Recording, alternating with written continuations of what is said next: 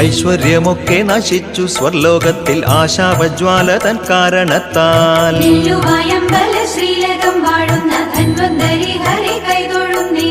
പത്രങ്ങളൊക്കെ കൊഴിഞ്ഞു പോയി, സസ്യങ്ങൾ എത്രയും പെട്ടെന്നു വാടിപ്പോയി.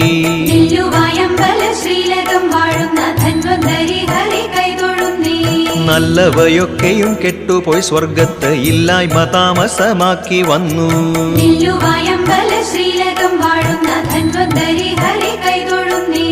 ഇങ്ങനെ വന്നു ഭവിച്ചതു കാരണം തിങ്ങിന താപത്താൽ ദേവകളും.